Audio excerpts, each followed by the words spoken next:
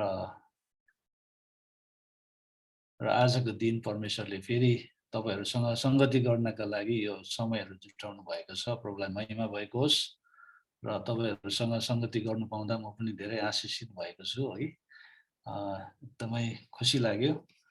हाम्रो यता लखनऊतिर पनि नेपाली मण्डलीहरु एकदमै सक्रिय रूपमा अघि बढिरहेको छ परमेश्वरको महिमा गर्ने कुरामा भन्ने कुरालाई चाल पाउँदा धेरै खुसी लाग्यो। म प्राय जस्तो म 3-3 महिनामा नेपाल यात्रा गर्ने गर्थे। अहिले पेन्डेमिकले गर्दाखेरि अहिले गर्नु सकेको छुइनँ। मेरो चाहिँ रुट चाहिँ लखनऊ भएर जानुपर्छ। अनि पछि भयो भने हामी शरीरमा पनि भेट्ने छौँ। अहिले भर्चुअली भेट्दैछौँ है। हामी शरीरमा पनि भेट्ने छौँ। अनि लखनऊ गएपछि लखनऊमा एक रात बस्नै पर्ने हुन्छ कोही बेला। अनि त्यहाँबाट फेरि उता सुर्खेत नेपालगञ्ज हुँदै सुर्खेततिर जान्छु म। कोही बेला काठमाडौँ त्यतैबाट जान्छु। ल हुन्छ हामी विशेष इन्ट्रोडक्सन परिचय भइसकेको छ। पास्टर भाइले दिइसक्नु भएको छ है। र अब हामी सिधै वचनमा जानेछौँ। म स्क्रिन शेयर गर्दैछु।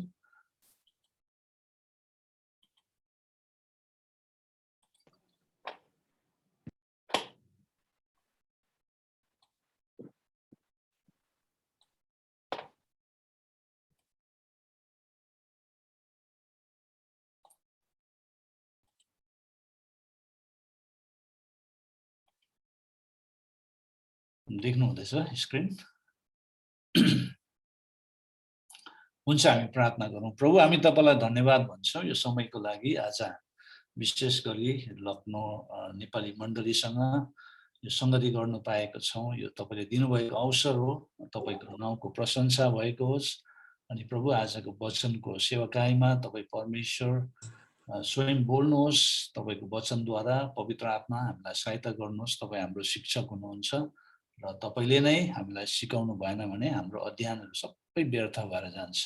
र तपाई परमेश्वरले नै सबै कुरामा आफ्नो नियन्त्रण राखिदिनुहोस् र आज मण्डलीलाई तपाई परमेश्वरले आशीष दिनुहोस् तपाईको वचनद्वारा।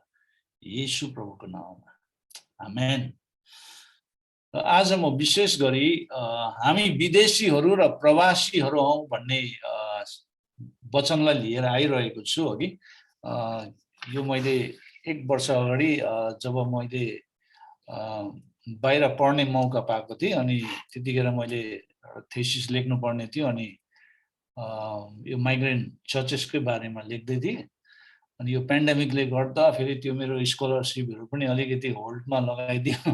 अनि त्यसले गर्दा म केही गर्नु पाएन र त्यतिखेर लेख्दै गर्दाखेरि वचनहरु तयारी भएको छ। अनि मैले 1 वर्ष अगाडि चाहिँ हाम्रो पेन्डेमिक सुरु हुँदै गर्दाखेरि नै त्यतिखेर नै यो वचन मैले हाम्रो मण्डलीलाई शेयर गरेको थिएँ। अहिले तपाई हामी सबैजना एउटा प्रवासी भएको छौं हगि। We are migrants. हामी चाहिँ एउटा माइग्रेन्ट वर्कर्सहरु अथवा माइग्रेन्ट चर्चेसको एउटा हिस्सा बनेको छौं। र अहिले इन्डियामा हेर्यो भनेदेखि इन्डियामा मात्रै हैन बाहिर देश मिडल इस्टमा पनि हेर्यो भने अमेरिका, युरोप सबैतिर हेर्यो भने अहिले माइग्रेन्ट चर्चेसहरुलाई परमेश्वरले शक्तिशाली रूपमा चलाइरहनु भएको छ। अनि माइग्रेन्ट चर्चेसहरुको धेरै चुनौतीहरु पनि छ हगि। हामी सिटीमा छौं। अनि अहिले लकडाउनले गर्दाखेरि पेन्डेमिकले गर्दाखेरि चुनौतीहरु धेरै छ। कतिजना चर्चको रेन्ट तिर्नु गाह्रो भइरहेको छ। कति पास्टर्सहरुलाई सेवाकाईमा धेरै बाधा भइरहेको छ। अनि तर पनि परमेश्वर उहाँ विश्वासयोग्य हुनुहुन्छ। उहाँको विश्वासयोग्यता अघि तपाई र मेरो जीवनमा हामीले देखि नै रहेको छौं। अनि हामी विदेशीहरु र प्रवासीहरु कतिजनाले यो शब्द मन पराउँदैन हगि। तर परमेश्वरले हामीलाई किन चाहिँ विदेशीहरु र प्रवासीहरु बनाउनु भयो भन्ने कुरा मैले पास्टर भाइसँग अस्ति बात गर्दै थिएँ। अनि उहाँले भन्नुहुँदै थियो म पनि नेपाल छोडेर यता लखनऊमा 19 वर्षको उमेरमा लखनऊ पसेको भन्नुहुँदै थियो। अनि खुसी लाग्यो मलाई पनि। म पनि धेरै वर्ष अगाडि जवान अवस्थामा चेन्नईमा पढ्नु भनेर आएको। पढ्दा पढ्दै प्रभुलाई चिनेर है अनि लाइफ परिवर्तन भएर त्यहाँबाट प्रभुको मिसनलाई पक्रेर अहिले प्रभुकै काममा म व्यस्त भइरहेको छु। अनि यसमा म धेरै खुसी छु।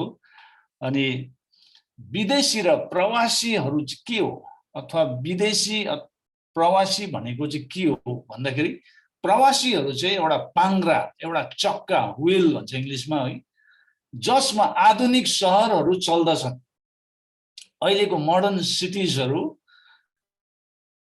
प्रवासी एउटा पाङ्ग्रामा चलिरहेको छ प्रवासीहरू एउटा नयाँ सहरहरूको निर्माणकर्ताहरू तपाईँ र मलाई परमेश्वरले एउटा निर्माणकर्ताको रूपमा बोलाउनु भएको छ बोलाहट हाम्रो धेरै ठुलो छ कतिजनाले घर बनाउँदैछ कतिजनाले पुल बनाउँदैछ कतिजनाले के बनाउँदैछ अहिले सिटीमा हेर्यो भने यो पेन्डेमिकको कारणले गर्दाखेरि अहिले प्रवासीहरू आफ्नो देश फर्किँदाखेरि सिटीलाई धेरै साह्रो परेको छ कतिवटा कामहरू रोकिएको अवस्थामा छ अनि त्यो पहिलो लहरमा पनि त्यस्तै भएको थियो धेरै माइग्रेन्ट वर्कर्सहरू आफ्नो आफ्नो घर परिवारमा फर्केर जाँदाखेरि एकदमै सिटी नै एकदमै बन्द भएको अवस्थामा हामीले देख्यौं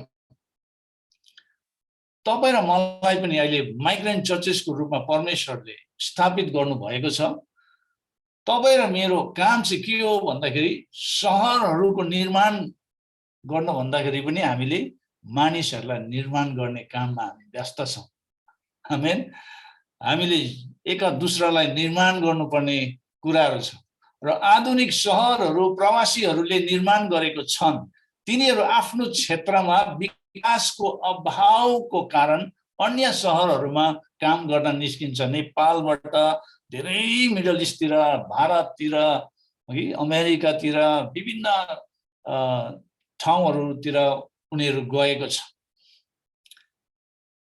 सबै के को लागि भन्दाखेरि आफ्नो देशमा अपर्चुनिटिज अवसरहरू नपाएको कारणले गर्दाखेरि उनीहरूमा भएको त्यो चुनौतीलाई बोकेर उनीहरू बाहिरी देश जान्छ उनीहरू एकदमै खुसी भएर त गएको होइन तर बाध्यतामा उनीहरू जानुपर्छ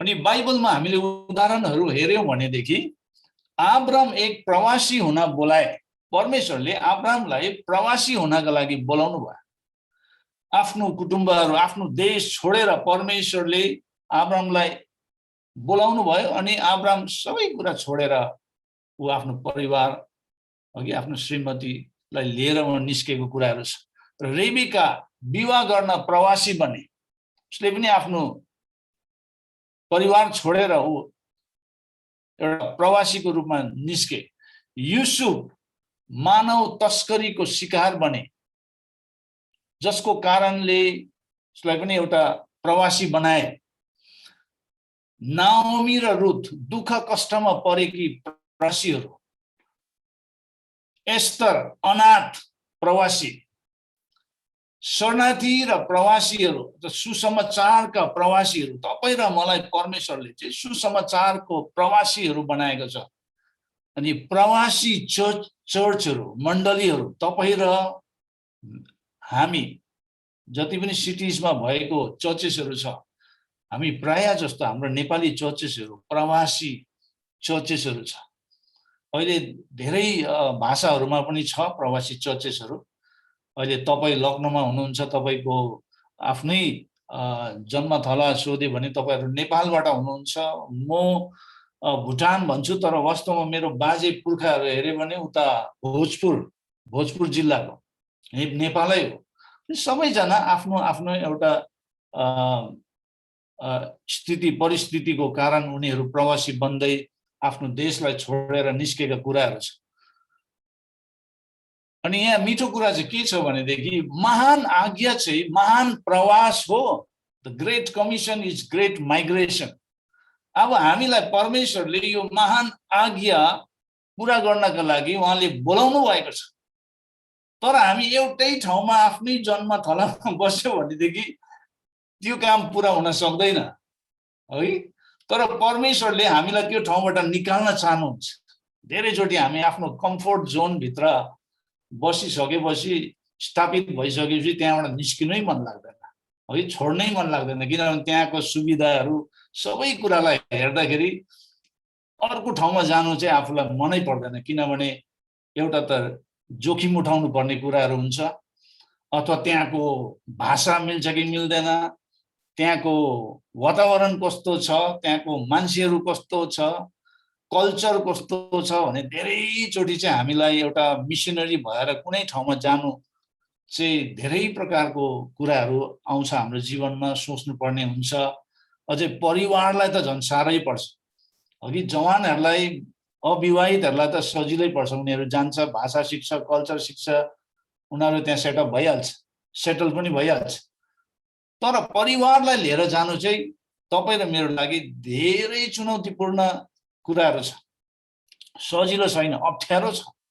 तर त्यो सबै कुरालाई हामीले त्यागेर हामीले परमेश्वरको यो ग्रेट कमिसनलाई, महान आज्ञालाई पुरा गर्नको लागि हामी निस्क्यौँ भने परमेश्वरले हाम्रो यात्रामा उहाँले आश्चर्य कर्महरू गर्नुहुन्छ। अनि मिराकल चाहिँ जहिले पनि अन द वे हुन्छ अरे। अनि मैले त्यो चाहिँ महसुस गरेको छु। जब हामी प्रभुको लागि निस्किन्छौँ प्रभुको काममा, अनि miracle happens on the way. Miracle चाहिँ बाटोमा हुन्छ, घरमा बसेर हुँदैन। मिराकल देख्नु हो भने हामी निस्किनुपर्छ आफ्नो क्षेत्रबाट भन्ने कुरा। अनि यहाँनिर मत्ती 28 को 18 देखि 20 मा हुन्छ, तब येशू तिनीहरूका आएर भन्नुभयो, स्वर्ग र पृथ्वीमा समस्त अधिकार मलाई दिएको छ। यसै कारण जाओ र सबै देशका जातिहरूलाई चेला बनाऊ, पिता र पुत्र र पवित्र आत्माको नाउँमा तिनीहरूलाई बप्तिस्मा देऊ। मैले तिमीहरूलाई आज्ञा गरेको सबै कुरा पालन गर्न तिनीहरूलाई सिकाऊ। हेर, म युगको अन्तसम्म सधैँ तिमीहरूको साथमा छु। अब यहाँनिर जानु भन्ने एउटा आज्ञा आएको छ, जाऊ भनेर। अहिले हामी नयाँ नियमको मण्डलीहरू चाहिँ जाने कि त पठाउने हुनुपर्छ। यदि हामी जानु पनि सक्दैन, पठाउनु पनि सक्दैन भनेदेखि चाहिँ हामी मरे तुल्य भएको मण्डली, मृतक मण्डली भन्दा हुन्छ। हामीले त्यो ग्रेट कमिसनलाई पुरा गरेको छैनौँ। परमेश्वरले दिनुभएको महान आज्ञामा हामीले आफ्नो हात बढाएको छैनौँ, अथवा त्यसमा हामी पनि जोडेको छैनौँ भन्ने कुरालाई हामीले देख्छौँ। अनि तपाईँ र मलाई परमेश्वरले यो नयाँ नियमको मण्डली बनाउनुको कारण चाहिँ हामी जानुपर्ने हुन्छ। त जानु सकेन भने पठाउनेहरू त्यहाँ देखा पर्नुपर्छ है।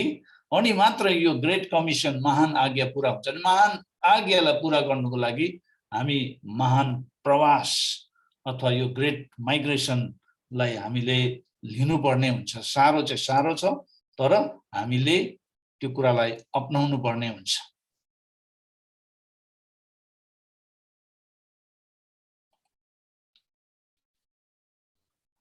कसले महान आज्ञा पुरा गर्न सक्छ भनेर प्रश्न उठ्छ है। कसले चाहिँ महान आज्ञा पुरा गर्न सक्छ?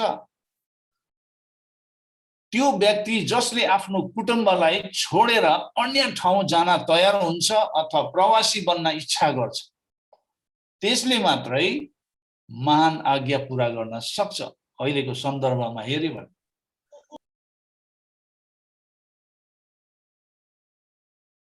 हिब्रू 11 को 8 देखि 12 मा हेर्यो भने त्यहाँ विश्वासद्वारा अब्राहमले आज्ञा पालन गरे र जाऊ भनेको ठाउँतिर गए, जुन ठाउँ उत्तराधिकारको रूपमा उनले पछि पाउने थिए। यद्यपि उनी कतातिर गइरहेको थिए त्यो उनलाई थाहा थिएन। जब परमेश्वरले बोलाउनु भएपछि उहाँले पुरा डिटेल्समा उहाँले बोलेर बोलाउनु भएन। अनि हामीलाई पनि उहाँले बोलाउनु हुँदाखेरि कोही बेला पुरा डिटेल्सको साथमा बोलाउनु हुन्न, जाऊ मात्रै भन्नुहुन्छ। अनि अब कसरी जाने हो, कहाँ जाने हो, के गर्ने। म पनि अब अमेरिका जान्छु भनेर सबै पेपरहरू अब बनाउँदै थिएँ, प्रोसेसमा थियो। परमेश्वरले मलाई अब सेवाकाईमा बोलाउनु भयो। अब लु कहाँ जाने हो, सेवाकाई कस्तो प्रकारको सेवाकाई गर्ने हो थाहा छैन। पछि परमेश्वरले मलाई चेन्नई नै फर्काएर लानु भयो, चेन्नई देखाउनु भयो। चेन्नई गए, अब त्यहाँ के गर्ने हो। म एक्लै निस्केँ पहिला, परिवारलाई चाहिँ सबै घरमै छोडे उता माइतमै। अनि म चाहिँ यता चेन्नईतर्फ लागेँ। अनि धेरै साह्रो थियो। चेन्नईमा आएपछि धेरै दुःख कष्टहरू धेरै सामना गर्नु पर्यो। अनि त्यतिखेर डाउट, शङ्काहरू भन्ने कुराहरू पनि आउँछ। कतै मेरो आफ्नो इमोसनमा म त बगेको छुइनँ भन्ने प्रकारको सोच विचारहरू पनि आउँछ है। अनि सजिलो छैन। परमेश्वरले बोलाउनु हुँदाखेरि कहिले पनि उहाँले डिटेलमा उहाँले इन्फर्मेसन दिएर बोलाउनुहुन्न। त्यही लागि हामीलाई विश्वासको पाइला चाल्नुपर्ने हुन्छ। विश्वासको पाइला चाहिँ त्यतिखेर चाल्नुपर्छ जब हाम्रोमा इन्कम्प्लिट इन्फर्मेसन हुन्छ। परमेश्वरले बोलाउनु त भएको छ, तर अब कहाँ बोलाउनु भएको छ, कसरी बोलाउनु भएको छ, कसरी जाने हो, अनि त्यो सबै इन्कम्प्लिट भएको कारणले हामीलाई विश्वास गर्नुपर्ने हुन्छ, भरोसा गर्नुपर्ने हुन्छ। बोलाउने परमेश्वर चाहिँ विश्वास योग्य हुनुहुन्छ, अनि मैले चाहिँ उहाँमाथि 100% विश्वास गर्नुपर्छ, भरोसा गर्नुपर्छ भन्ने कुरामा आएर हामी निस्किनुपर्छ। अनि विश्वासैद्वारा उनी एक परदेशी झै प्रतिज्ञाको देशमा इसाक र याकुब जस्तै तम्बुहरूमा बसोबासो गरे। विश्वासैद्वारा उनी एक परदेशी झै प्रतिज्ञाको देशमा इसाक र याकुब जस्तै तम्बुहरूमा बसोबासो गरेर उनीहरू आब्राम सँगसँगै उही प्रतिज्ञाको हकदार थिए, किनकि उनले एउटा जग भएको सहरको प्रतीक्षा गर्थे जसलाई बनाउने र निर्माण गर्ने परमेश्वर नै हुनुहुन्छ।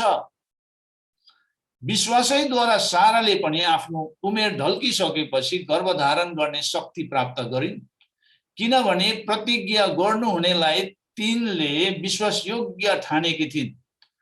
यसै कारण मरेतुल्य शरीर भइसकेको एउटै मानिसबाट आकाशका तारा जतिकै असंख्य र समुद्रका किनारका अनगिन्ती बलुवाका कण जतिकै सन्तान उत्पन्न भए भन्छ। हिब्रू 11:13 भन्छ, प्रतिज्ञा गरेको कुरा प्राप्त नगरी यिनीहरू सबै विश्वासैमा मरे, तर टाढैबाट त्यसलाई देखेर स्वागत गरे तिनीहरूले मानिले कि तिनीहरू यस पृथ्वीमा परदेशी र प्रवासी थिए। प्रतिज्ञा त पायो, तर प्रतिज्ञा गरेको देशमा पुग्नु पाएन। हाम्रो पुर्खाहरूलाई हेर्यो भने त्यस्तो इतिहास छ उनीहरू, तर उनीहरूले टाढैबाट त्यो कुरालाई देखेको पनि छ, मानि पनि लियो, किनभने उनीहरू पृथ्वीमा परदेशी र प्रवासी थिए। यिनीहरू सबैजनाले अर्थात् आब्राम, सारा, इसाक, याकुबले प्रतिज्ञाहरू पाएन। त्यो प्रतिज्ञा गरेको देशमा उनीहरू पस्नु पनि पाएन। तिनीहरूले न त प्रतिज्ञाको देश पाए, न आफ्नो सन्तानबाट ठुलो जाति बनेको देख्न पाए, तर परमेश्वरले आफूले भन्नुभएको सबै कुरा भविष्यमा पुरा गर्नुहुनेछ भनेर तिनीहरूले टाढैबाट विश्वास गरे, अनि त्यही विश्वासमा तिनीहरू मरे। त्यो विश्वासीको जीवन, विश्वासमा हिँड्नेहरूको जीवन त्यस्तो हुन्छ। कोही बेला हामीले त्यो प्रतिज्ञा गरेको कुरालाई पनि हामी पाउँदैनौँ, तर हामीलाई थाहा छ यदि हामी त्यो ठाउँमा पुग्नु पाएन भने पनि परमेश्वरले हाम्रो पछि आउने जेनेरेसनलाई परमेश्वरले चलाउनुहुन्छ। त्यसैले हामी हरेस खानु हुँदैन। परमेश्वरले जहाँसम्म हामीलाई लानुहुन्छ त्यहाँसम्म हामी विश्वास योग्य साथ हामी जानुपर्छ। र व्यवस्था 1:31 देखि 33 सम्म पढ्यो भने त्यहाँ भन्छ, उजाड स्थानमा तिनीहरू हिँडेका सारा बाटोभरि बाबुले आफ्नो नानीलाई बोके झै परम प्रभु तिमीहरूका परमेश्वरले तिमीहरू यहाँ आइ नपुगुन्जेलसम्म कसरी तिमीहरूलाई बोकेर ल्याउनु भएको थियो सो तिमीहरूले त्यहाँ देखेका थियौ। त्यसो भए तापनि तिमीहरूले परम प्रभु आफ्नो परमेश्वरमाथि भरोसा राखेनौ, जो तिमीहरूको निम्ति डेढा हाल्ने ठाउँ खोज्न र तिमीहरू जानुपर्ने बाटो देखाउन राति आगो र दिउँसो बादलमा यात्राभरि अघि जानुभयो। इजरायलीहरूलाई मार्गदर्शन गर्नुको लागि परमेश्वर पनि उनीहरू सँगसँगै प्रवासी भएर जिउनु भयो। देखा परेको छ परमेश्वरले पनि त्यो प्रवासीको रोल खेल्नु भएको हामी त्यहाँ पाउँछौँ, भूमिका निभाएको। येशूलाई हेर्नुभयो भने येशू पनि आफ्नो हैन महिमित ठाउँलाई छोडेर यो संसारमा आउनुभयो। माइग्रेसन अघि प्रवास भन्ने कुरा कति अर्थपूर्ण रहेछ। अघि तपाईहरु आफ्नो ठाउँलाई छोडेर तपाई लखनऊमा हुनुहुन्छ, कतिपल्ट त त्यहाँ लखनऊको गर्मी देखेर त्यहाँको अवस्थालाई देखेर कोही बेला त है मलाई किन यो ठाउँमा राख्नु भएको होला भनेर कतिपल्ट हामी गनगन पनि गरिपठाउँछ। कोही कोही बेला म पनि यो चेन्नई जस्तो जग्गामा परमेश्वरले मलाई किन चाहिँ राख्नु भएको होला, कोही कोही बेला अब कति लामो चाहिँ बस्नुपर्ने हो भन्ने त्यस्तो प्रश्नहरू पनि आउँछ है। तर परमेश्वरले हामीलाई जहिलेसम्म राख्नुहुन्छ हामी एउटा उद्देश्यमा रहनुपर्छ, उहाँको उद्देश्य पुरा गर्दै हामी जानुपर्छ। अनि के अरे यहाँनिर ओल्ड टेस्टामेन्टमा हामीले हेऱ्यौँ भनेदेखि इजरायलीहरूलाई पनि मार्गदर्शन गर्नुको लागि परमेश्वर पनि उनीहरूको साथमा प्रवासी भएर एउटा रोल, एउटा भूमिका निभाएका हामी पाउँदछौँ। उनको परमेश्वर मानिसहरू सँगै बसाइ सर्नु भयो। परमेश्वर पनि सर्नुहुन्थ्यो, इजरायली जहाँ जान्छ जहाँ लानुपर्ने सँगसँगै परमेश्वरको उपस्थिति पनि जानुपर्ने। तिनीहरूलाई यात्रामा लैजानु भयो र तिनीहरूलाई बाटो देखाउन तिनीहरूको अघि जानुभयो। व्यवस्था 10 को 18 देखि 22 मा हेर्नु भने उहाँले अनाथ र विधवाहरूलाई समर्थन गर्नुहुन्छ र प्रवासीहरूलाई प्रेम गर्नुहुन्छ र उनीहरूलाई भोजन र वस्त्र दिनुहुन्छ। यसै कारण तिमीहरूले पनि प्रवासीहरूलाई प्रेम गर्नुपर्छ, किनकि मिश्रमा तिमीहरू पनि प्रवासी थियौ। हाम्रो पुर्खौलीहरूको ब्याकग्राउन्ड नै हेर्यो भने प्रवासी नै छ, सबै नै प्रवासी, फरेनर्स है, माइग्रेन्ट्स। अनि जहिले पनि हामीले प्रवासी मानिसहरूलाई देख्दाखेरि चर्चले चाहिँ प्रवासीहरूलाई धेरै सहायता पुर्याउनु पर्छ। तर दुःख लाग्छ यहाँ कतिवटा चर्चेसहरूले त्यो कन्टेक्स्टबाट हेर्नु सक्दैन। दे आर आउटसाइडर्स भन्छ कतिजनाले, बुझेको छैन प्रवासीको अर्थ है। लखनऊमा पनि कति तपाईहरु बस्नु भएको ठाउँमा त्यहाँ लोकल चर्चहरू होला, उनीहरूले तपाईँ नेपाली चर्चेसहरूलाई कस्तो नजरमा हेर्छ, कसरी उनीहरूले हेर्दैछ अथवा व्यवहार गर्दैछ, हामीले त्यो कुरालाई बुझ्नुपर्छ कि प्रवासीलाई चाहिँ साँच्चै परमेश्वरले प्रेम गर्नुहुन्छ। त्यसैले हामी प्रवासीहरू, हाम्रो पुर्खौली पनि प्रवासी भएको कारणले गर्दा हामीले पनि प्रवासीहरूलाई प्रेम गर्नुपर्छ भनेर त्यहाँ भन्दैछ। परम प्रभु आफ्नो परमेश्वरको डर तिमीहरूले मान, उहाँको सेवा गर, उहाँलाई पक्रिराख र उहाँकै नाउँमा तिमीहरूले शपथ खाऊ। उहाँ नै तिमीहरूको प्रशंसाको पात्र हुनुहुन्छ। उहाँ नै तिमीहरूको परमेश्वर हुनुहुन्छ, जसले तिमीहरूको निम्ति तिमीहरूको आफ्नै आँखाले देखेको ती महान र आश्चर्यपूर्ण कार्यहरू गर्नुभयो। तिमीहरूको पिता पुर्खाहरू त 70 जना मात्र मिश्रमा गएका थिए, तर अब परम प्रभु तिमीहरूको परमेश्वरले तिमीहरूलाई तारा झै पार्नु भएको छ। यो चर्चको कथा पनि त्यस्तै हो, हाम्रो चर्चको कथाहरू पनि त्यस्तै हो। प्रवासीहरू केवल परमेश्वरले प्रेम गर्नुहुने मानिसहरू हुन्। तपाईँ र मलाई परमेश्वरले असाध्यै प्रेम गर्नुहुन्छ। हामी आफ्नो ठाउँ छोडेर हामी निस्केको मान्छेहरू, हामी माइग्रेन्ट्स किन भयो भन्दाखेरि कतिपल्ट हाम्रो देशको अवस्थालाई देखेर त्यहाँनिर अपर्च्युनिटिज नभएको कारणले कोही पढ्नु जाने भएकोले माइग्रेन्ट्स हुन्छ, कतिजना काम गर्नुको कारणले माइग्रेन्ट्स हुन्छ। तर ती जाँदा जाँदै त्यो ठाउँमा, नयाँ ठाउँमा परमेश्वरलाई चिन्ने मौका पाउँछ। अनि परमेश्वरलाई चिन्ने मौका पाएपछि उनीहरू अनि तिनै माइग्रेन्ट्सहरूको बीचमा उनीहरू एउटा सेवक अथवा सेविकाको भूमिका उनीहरूले निभाउन थाल्छ। अनि त्यसरी नै हाम्रो यो माइग्रेन्ट चर्चेसहरूको कथा त्यसरी नै सुरु हुन्छ। पहिलो पत्रुस 1:1 मा येशू ख्रीष्टको प्रेरित पत्रुसबाट पोन्टस, गलातिया, कापाडोकिया, एसिया र बिथिनिया भरि निर्वासित भई छरपष्ट भएकोहरूलाई पत्रुसले पत्र लेख्न थाल्छ। किनभने उनीहरू एकदमै के अरे पर्सिक्युसनको कारण, सतावटको कारण उनीहरू छरपष्ट भएर विभिन्न सहरहरूतिर गएको हुन्छ। अनि पत्रुसले उनीहरूको अवस्थालाई देखेर त्यहाँबाट पत्र लेखेको पत्र हो यो पत्रुस। धेरै इन्ट्रेस्टिङ छ यो पत्र। पत्रुसले आफ्नो पाठकहरूलाई उनीहरूको अस्थायी निवास, परदेशी जस्तो निवास भनेर त्यहाँनिर भनेछ को समयमा श्रद्धासाथ व्यवहार गर्न आग्रह गर्दछ। हामीले पहिलो पत्रुस 1:17 मा पनपक्ष नगरी मानिसको काम अनुसार इन्साफ गर्नु हुनेलाई पिता भनी पुकारा गर्छौं भने तिमीहरूको प्रवासको सम्पूर्ण समय डरसँग बिताऊ भनेछ। हामीले हाम्रो यो प्रवासको यो सम्पूर्ण समय चाहिँ हामीले परमेश्वरको डर भयमा हामीले बिताउनु पर्ने हुन्छ।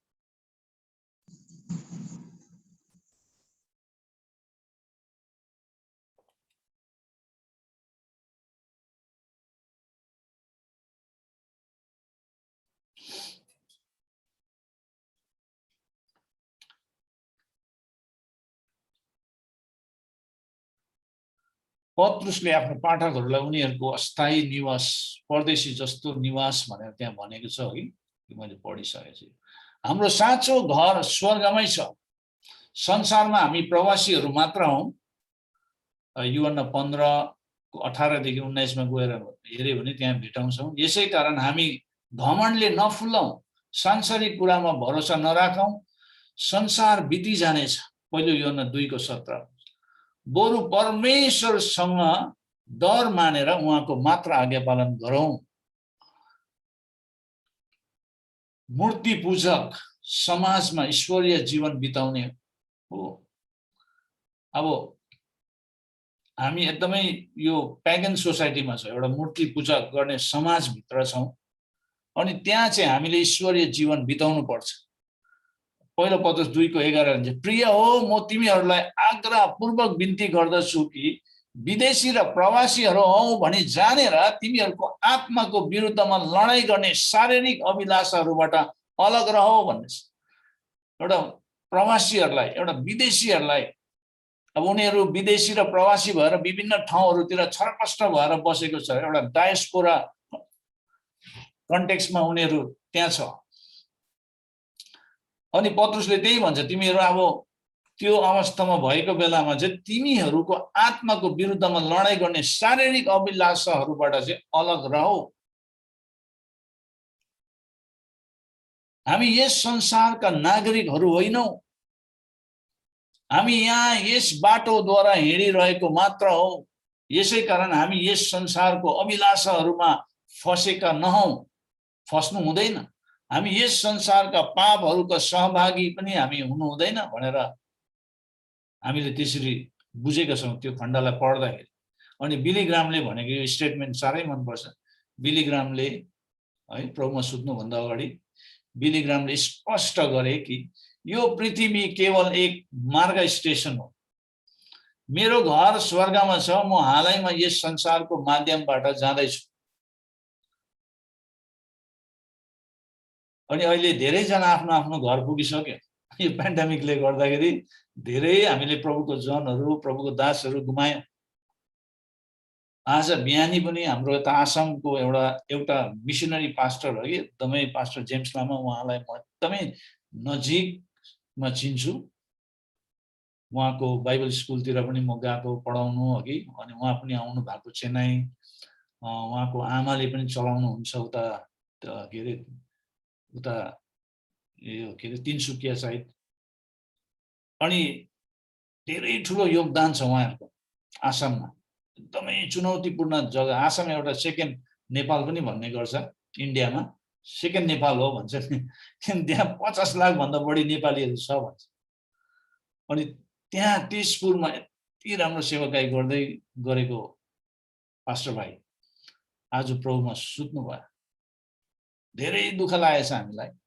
अघि हामीले एउटा राम्रो व्यक्ति आसामको लागि राम्रो व्यक्ति हुनुहुन्थ्यो, उहाँ एकदमै ट्यालेन्टेड हुनुहुन्थ्यो, उहाँ एउटा सिङ्गर पनि हुनुहुन्थ्यो, धेरै राम्रो काम गरिरहनु भएको थियो। उहाँलाई हामीले गुमायौं। उहाँ आफ्नो घर फर्किनु भयो। उहाँ पृथ्वीको उहाँको समय सिद्धियो, उहाँ जानुभयो। शारीरिक अभिलाषाहरू चाहिँ प्रवासीहरूको शत्रुहरू। अब तपाईँ र मेरो शत्रु चाहिँ के हो भन्दाखेरि हामी माइग्रेन्ट्सहरूको, हामी प्रवासी चर्चेसहरूको लागि एउटा शत्रु चाहिँ के हो भन्दाखेरि त्यो कुरालाई हामी हेर्नेछौँ अहिले। यहाँनिर गलाती 5:19 र 21 भन्छ, पापमै स्वभावका कामहरू प्रत्यक्ष छन् जो यी नै हुन्: बेविचार, अपवित्रता, लम्पटपना, मूर्ति पूजा, मन्त्रतन्त्र, दुश्मनी, झै झगडा, ईर्ष्या, क्रोध, स्वार्थीपन, फुट, गुटबन्दी, डाह, पिकड़पन, अश्लील मोज मजा र यस्तै अरू जसको विषयमा म तिमीहरूलाई चेतावनी दिन्छु र अघि पनि दिएको हुँ। जसले यस्ता कामहरू गर्दछन् परमेश्वरको राज्यको हकदार बन्ने छैनन् भनेर पावलले गलातीको मण्डलीलाई त्यसरी पत्रमा लेखेको हामी पाउँछौँ। अनि यो फ्लेशली डिजायर, यो शारीरिक अभिलाषाहरू चाहिँ तपाईँ र मेरो दुश्मन। हामी परमेश्वरको सन्तान, उहाँको पवित्र घरानाको छोराछोरी भएको हुनाले हामी शारीरिक अभिलाषाहरूबाट अलग रहनुपर्छ। यस्ता अभिलाषाहरू हाम्रो आत्माको विरुद्धमा लडाइँ गर्छ। अब पावल हामीलाई परमेश्वरबाट अलग गराउने विभिन्न पापहरूको विषयमा लेख्दछ। यहाँ उल्लेख भएको शरीरका कामहरू अर्थात् पापहरू हामी राम्रोसँग हेरौँ। आफ्नो जीवनमा यिनीहरू मध्ये कुनै कुनै छन् कि भनेर हामीले आफूलाई विचार गर्नुपर्ने हुन्छ।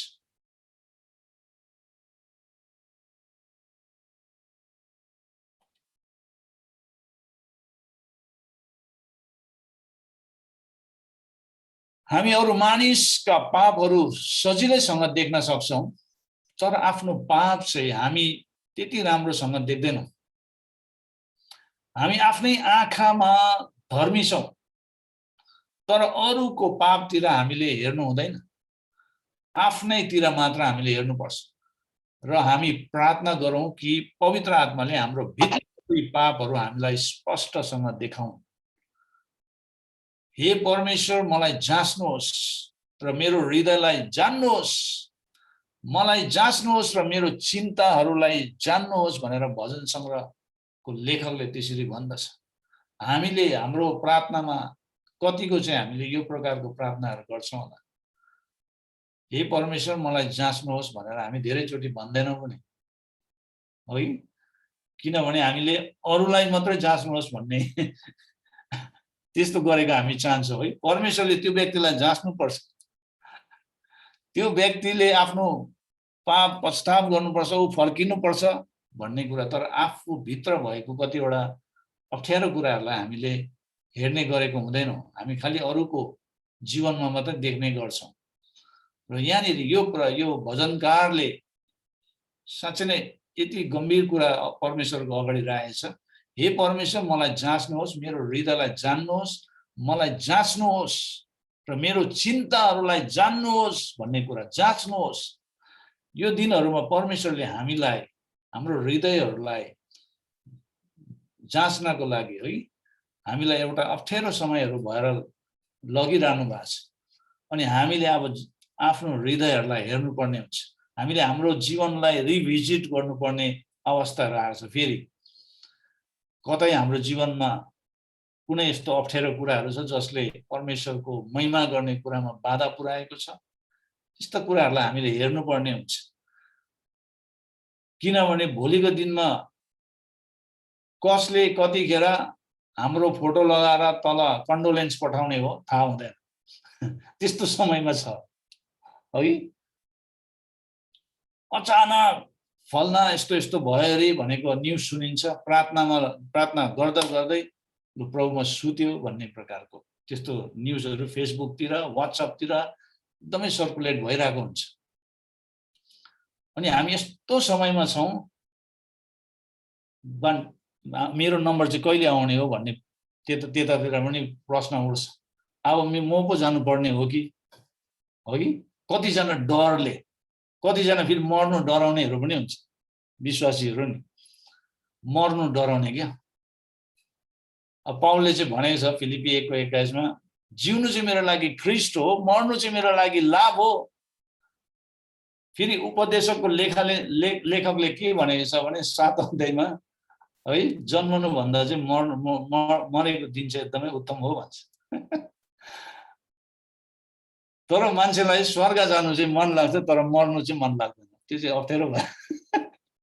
अब स्वर्ग जानुको लागि त त्यो बाटो त भएर जानै पर्यो नि। अघि बिलिग्रामले स्टेटमेन्टमा भने जस्तो के बाटो भएर त जानै पर्यो।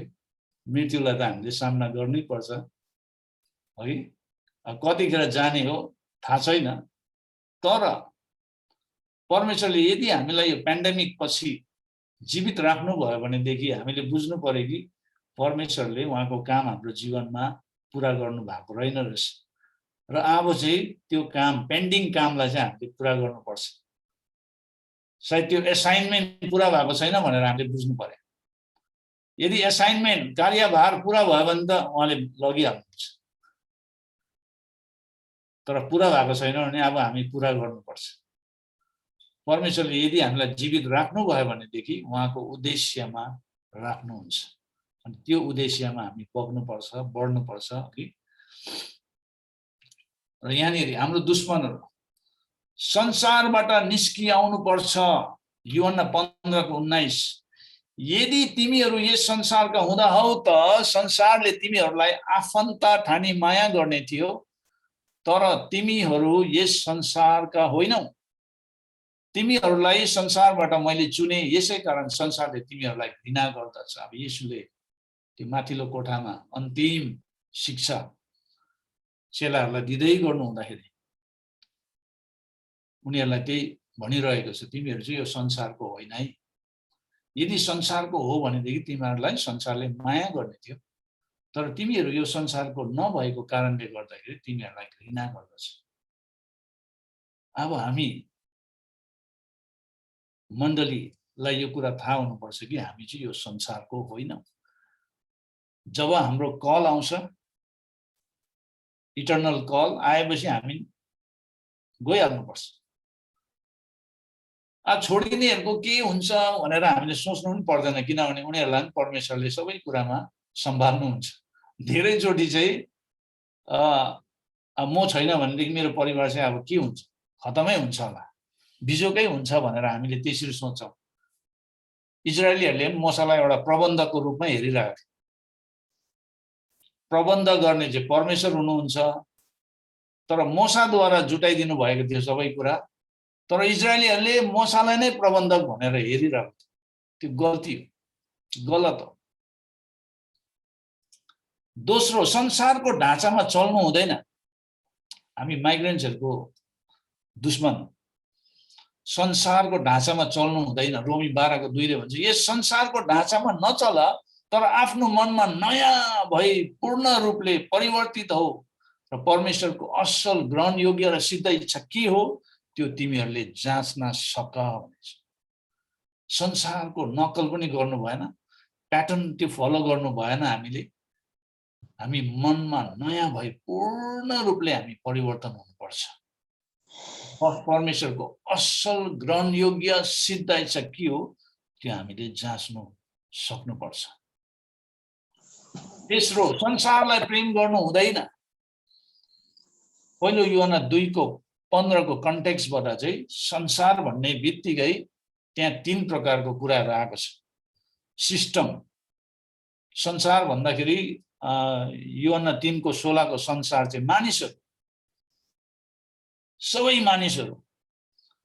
तर यो पहिलो यूहन्ना 2:15 संसार चाहिँ के हो भन्दाखेरि यो चाहिँ एउटा सिस्टम, संसारमा भएको सबै थोक, संसार वा संसारमा भएको कुनै पनि थोकलाई प्रेम नगर। यदि कुनै मानिसले संसारलाई प्रेम गर्दछ भने पिताको प्रेम त्यसमा हुँदैन। अब त्यो संसार चाहिँ के हो भन्दा, किनकि संसारमा भएको सबै थोक अर्थात् शरीरको अभिलाषा, आँखाको अभिलाषा, जीवनको सेक, यो 3वटा कुरा चाहिँ संसारको सिस्टम। शरीरको अभिलाषा, आँखाको अभिलाषा, जीवनको सेखी पिताबाट आएको होइन तर संसारबाट आएको हो भन्छ।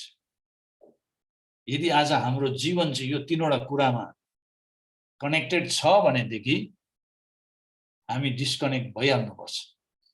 डिस्कनेक्ट भइहाल्नुपर्छ, किनभने यसले चाहिँ हामीलाई अघि बढ्न रोक्छ, बाधा पुर्याउँछ र हामी बिस्तारैसँग हामी संसारलाई प्रेम गर्दै गर्दै गर्दै हामी संसारमा हराउन सक्छ। पौलको एकजना मित्र थियो, मित्र पनि पछि संसारतिरै गयो है, तिमोथीको पत्रमा लेखेछ। चौथो, संसारमाथि विजय हुनुपर्छ। तपाईँ र म चाहिँ संसारमाथि विजय हासिल गर्नुपर्छ। पहिलो योहन्ना 5:4 भन्छ, किनकि परमेश्वरबाट जन्मेको हरेकले संसारमाथि विजय प्राप्त गर्छ र संसारलाई जित्ने विजय हाम्रो विश्वास हो। अनि विश्वासद्वारा हामीले यो तीनवटा क्षेत्रलाई हामीले जितेर जान सक्छौँ। संसारलाई जित्नु हो भनेदेखि चाहिँ विश्वास, हाम्रो विश्वास नै। तर बाइबलमा लुकाको पुस्तकमा गएर हेऱ्यो भने 8:18 गएर हेऱ्यौँ, परमेश्वरको पुत्र आउनु हुँदाखेरि उहाँले संसारमा विश्वास भेटाउला के तापनि भनेको छ। त्यहाँ प्रश्न येशूले गर्नु भएको छ। त्यसले गर्दा तपाईँ र मेरो लागि एउटा चुनौती कुरा के छ भनेदेखि कि आज हाम्रोमा त्यो विश्वास छ के त, संसारलाई जित्ने विश्वास। पाँचौं, संसारको लेखी मर्नुपर्छ।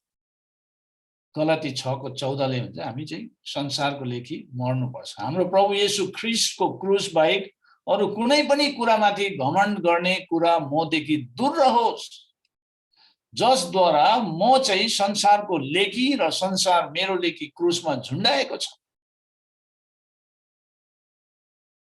अब उपरान्त जिउने चाहिँ म होइन, तर येशू चाहिँ ममा भएर जिउनुपर्छ भनेर गलाती 2:20 भन्छ। अब संसारको लेखी चाहिँ हामी मरेनौँ भनेदेखि हामी अघि बढ्न सक्दैनौँ। परमेश्वरले हामीलाई जुन बोलाहट दिनुभएको छ त्यो बोलाहटलाई हामी पुरा गर्नै सक्दैनौँ। हामीलाई त्यही कुराले बाधा बनाएर हामीलाई रोकेर राखिदिन्छ, हामी अघि बढ्नै सक्दैनौँ। अनि बिस्तारैसँग हाम्रो टेस्टिमनीहरू, हाम्रो विटनेस, हाम्रो यो के अरे गवाईहरू बिग्रिँदै जान्छ। अनि गवाई बिग्रिँदै गएपछि हामीलाई सुसमाचार प्रचार गर्नु मन लाग्दैन, किनभने मान्छेले हामीले हाम्रो जीवन कस्तो छ भनेर थाहा गरेको हुन्छ अनि हामी नै उनीहरूको लागि हिन्ड्रेन्स, बाधा बनिन थाल्छ। त्यसले गर्दा हामीले संसारलाई हामीले जित्नुपर्छ अथवा संसारको लेखी हामी मर्नुपर्छ।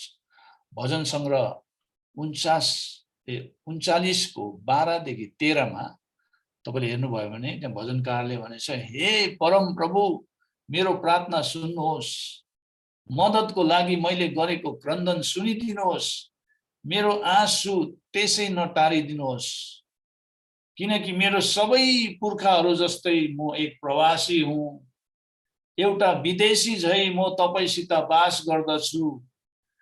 म बिदा हुन अघि र मेरो नाम मेटिन अघि नै मबाट क्रोधको दृष्टि हटाउनुहोस् र म फेरि हर्षित हुन सकौँ भनेर भजनकारले त्यसरी भनेछ। भजनकारले आफूलाई के भनेछ भने म पनि मेरो पुर्खाहरू जस्तै एक प्रवासी हुँ, एउटा विदेशी झै म तपाईसित बास गर्दछु भने। आज तपाईँ र म यो संसारमा चाहे हामी माइग्रेन्ट्स होस् या नहोस्, तर हामी सबैजना प्रवासी नै हौँ। यो संसार हाम्रो घर होइन, यो संसार हाम्रो पर्मानेन्ट स्थायी ठाउँ पनि होइन, यो अस्थायी ठाउँ हो। हामी यहाँ केही समयको लागि मात्रै छौँ। जब हाम्रो असाइनमेन्ट पुरा हुन्छ हामी छोड्नुपर्छ, जानुपर्छ। तर बसुन्जेल हामीले गर्नुपर्ने महिमा परमेश्वरलाई हामीले गरि नै रहनुपर्छ, दिनै रहनुपर्छ महिमा। त्यो र हुन्छ, आजको वचन हामी यतिमै राख्नेछौँ। र माइग्रेसन भन्ने कुरा चाहिँ एउटा ग्रेट कमिसनलाई पुरा गर्नका लागि परमेश्वरले तपाईँ र मलाई आफ्नो ठाउँबाट निकालेर अर्को ठाउँमा लानुहुन्छ। अनि हामीले चर्च हिस्ट्रीलाई हेर्यौँ भनेदेखि धेरै हाम्रो नेपाल, भुटान, एसियन कन्ट्रिजहरूतिर युरोपियन मिसनरिजहरू धेरै उनीहरू आफ्नो ठाउँ छोडेर उनीहरू परदेश लागेको छ। अनि उनीहरूको साथमा उनीहरूले के बोकेर परदेश लाग्यो भन्दाखेरि परमेश्वरको वचन, सुसमाचार धेरै ठुलो योगदान पुर्याएको छ। उनीहरूको योगदानको कारण आज तपाईँ र हामी छौँ। उनीहरू नआएको भए, उनीहरूले त्यो माइग्रेसनलाई नअपनाएको भए, उनीहरू त्यो आफ्नै ठाउँमा बसेर उनीहरूले आफ्नो सपनालाई बोकेर अघि बढेको भए चर्च बढ्ने थिएन, सुसमाचार पुग्ने थिएन, हाम्रो ठाउँहरू, हाम्रो क्षेत्रहरूमा सुसमाचार आउने थिएन। तर आज हामीले हेर्यौँ भनेदेखि हाम्रो ठाउँबाट मान्छेहरू उनीहरूको जग्गातिर किन जान्छ भन्दाखेरि पैसा कमाउनु जान्छ, है? पैसा कमाउनु। नेपालबाट भारत किन आउँछ? पैसा कमाउनु, पढ्नु आउँछ, ज्ञान बढाउनु आउँछ। तर त्यो समयमा युरोपियन देशहरूबाट यता एसियामा धेरै मिसनरिज आए। उनीहरूले आफ्नो जीवन दान गरेको छ, बलिदानपूर्वक। उनीहरू जवान भाइ बहिनीहरू उनीहरूलाई त्यो सुसमाचारको आगोले भेटाएपछि उनीहरू बस्नु सकेन। त्यो सुसमाचार बोकेर उनीहरू विदेशी भूमिमा उनीहरू पाइला टेक्न पुगे। आज तपाईँ र मलाई पनि एउटा विदेशी भूमिमा नै परमेश्वरले राख्नु भएको छ। तपाईँको घर लग्नु त होइन, मेरो घर चेन्नई होइन, अथवा हामी सबैजना नेपालमै भए तापनि हाम्रो त्यो ठाउँै होइन, स्थायी ठाउँै होइन। हाम्रो स्थायी ठाउँ त माथि छ, परमेश्वरले राख्नु भएको छ। तर हामी यहाँ जो छौँ, जे छौँ, परमेश्वरको महिमाको लागि छौँ। उहाँले हामीलाई सुसमाचारको लागि उहाँले हामीलाई पक्रिनु भएको। अनि त्यो सुसमाचार चाहिँ हामीले जसरी पनि हामीले प्रचार गर्नुपर्छ। हामीले कसै न कसैलाई येशू ख्रीष्टमा जोड्नुपर्छ। अनि माइग्रेन्ट चर्चेसहरूको कामै के हो भन्दाखेरि हामीले नै सुसमाचार प्रसारण गर्नुपर्छ। धेरै मानिसहरूलाई सुसमाचार पुर्याउनुपर्छ। अहिले यो भर्चुअल फेलोसिपले यति बेसी, यो मिडियाले यति बेसी अपर्च्युनिटी ल्याएको छ तपाईँ र मेरो बिचमा। हामीले मिडियालाई पनि एउटा हतियारको रूपमा चलाउन सक्छौँ, शक्तिशाली हतियार। यसमा केही बाउन्ड्री भन्ने छैन, नो बाउन्ड्री। हामी यहाँबाट कुनै पनि मुस्लिम देशमा कनेक्ट भएर हामी सङ्गति गर्न सक्छौँ, अथवा त्यो देशको मान्छेहरूलाई सुसमाचार पुर्याउन सक्छौँ। परमेश्वरले अहिले यो पेन्डेमिकद्वारा, हुन त अब संसारले त अब फुल्ली डिजिटलाइजै गरिदियो संसार, तर वास्तवमा यो डिजिटलाइज किन भयो भन्दाखेरि सायद मलाई लाग्छ अब सुसमाचारको प्रसारण पनि शक्तिशाली रूपमा डिजिटलाइज मिडियमद्वारा बढिरहेको छ। अब त्यसको मतलब चाहिँ के हो भन्दाखेरि अब प्रभुको दिन एकदमै नजिक छ, दिन नजिकै छ। मत्ती 24 मा भनेको जस्तो राज्यको सुसमाचार सारा जातिको लागि प्रचार गरिनेछ अनि अन्त आउनेछ भन्ने। अब यो डिजिटलाइज प्लेटफर्मबाट त सुसमाचार त कहाँ चाहिँ पुगेन होला। सुन्नु र नसुन्नु मान्छेको इच्छा हो, तर सुसमाचार कहाँ चाहिँ पुगेन होला। अनि यो एउटा के भन्नु, एउटा जस्तो आइटी सेक्टरमा एउटा एक्सप्लोड हुन्छ नि, है, त्यस्तै यो पनि सुसमाचारको क्षेत्रमा पनि एउटा एक्सप्लोजन भएको जस्तो लाग्छ मलाई। यो डिजिटल वर्ल्डले चाहिँ त्यसरी सुसमाचारलाई एउटा टेवा पुर्याएको महसुस गरिरहेको छ। अनि हामीलाई परमेश्वरले जे पनि दिनुभएको छ त्यसमा हामी अघि बढ्नुपर्छ। परमेश्वरलाई जहिले पनि हामी धन्यवाद दिनुपर्छ, है। र प्रभुलाई महिमा भएको होस्। र तपाईहरुसँग यसरी संगति गर्न पाउँदा म धेरै खुसी भए। भविष्यमा प्रभुको इच्छा भयो भने अघि हामी लखनऊमा पनि भेट्ने छौं। अब अहिले त हामीले याकुबको पुस्तक 4 अध्यायमा भने जस्तो अब है प्लान बनाउनु भन्दा पनि अब प्रभुको इच्छा छ भने भन्ने कुरामा आउनुपर्छ। दिन त्यस्तो भएको छ, प्रभुको इच्छा छ भने हामी भेटौँला भन्ने समय आएको छ। र अब बाँकी समयमा पास्टर पिटरज्यूलाई म दिँदैछु र तपाईँहरूलाई धेरै धेरै धन्यवाद। मैले सायद समय निकै लियो जस्तो लाग्यो, माफ गर्नुहोस् मैले समय बेसी लिइपठाएँ भने। हुन्छ, सबैलाई जय मसीह।